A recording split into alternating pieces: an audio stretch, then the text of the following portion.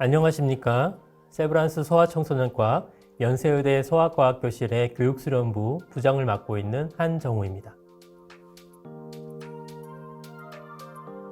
오늘은 소아청소년과 우리는 알고 싶다 두 번째 시간으로 위기 탈출을 위해서 정부와 학회가 어떤 일을 하고 있는지 소개하는 자리를 마련하였습니다.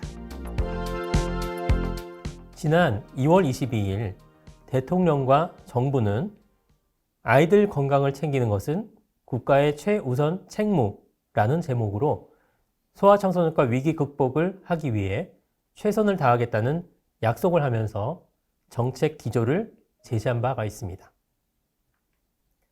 정부는 진료량으로 지탱하는 현재의 의료가 필수 의료에는 정말로 위험하고 경제 논리만으로는 발전을 지속 가능하지 않다는 것을 인식하였습니다.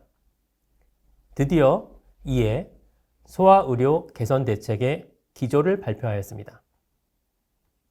필수 의료, 그 중에서도 소아청소년 의료가 소멸의 위기에 처하기 전에 미리 예방적 조치가 있었다면 너무나 좋았겠으나 이렇게 표면적으로 커다란 위기를 맞이하게 된 이후라도 그나마 정부가 강력한 관심을 표명하게 된 것은 전화위복의 계기가 되었다고 생각을 합니다. 이에 정책 기조의 중요한 세 가지 주제는 중증, 응급의료의 확충, 적정한 보상, 그리고 소아진료 사각지대 해소 등입니다. 대통령과 정부의 2월 22일 정책 기조 제시 이후에 당정청과 학회는 다양한 경로를 통해서 세부 정책 마련을 위한 회의와 자문을 계속하여 왔습니다.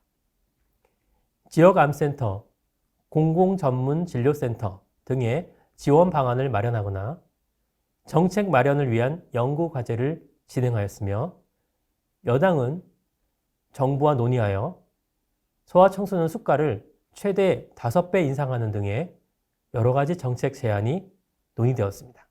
또한 소아청소년과 학회, 소아청소년과 의사회, 다양한 경로 그리고 의견을 개진하였으며 다양한 시각을 통해서 정책 제안에 노력하고 있습니다.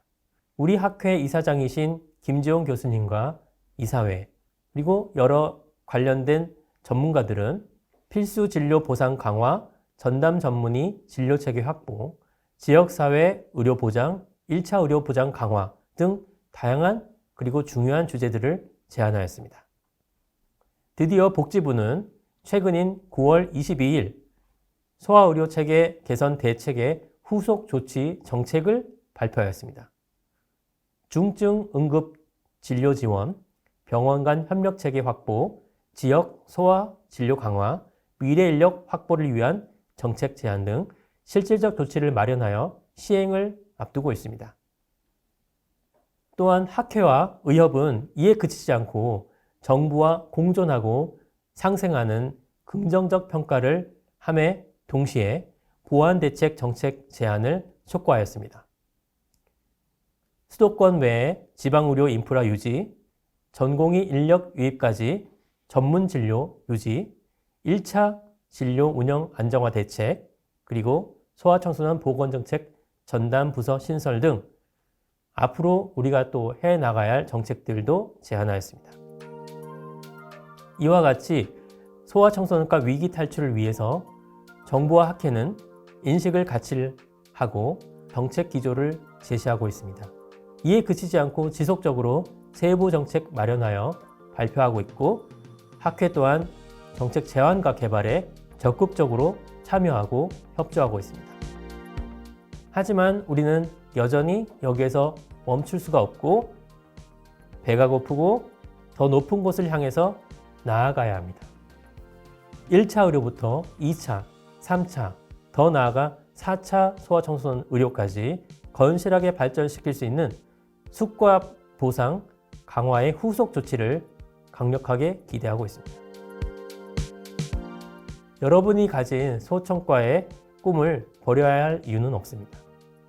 세브란스 소아청소년과 교육수련부였습니다. 감사합니다.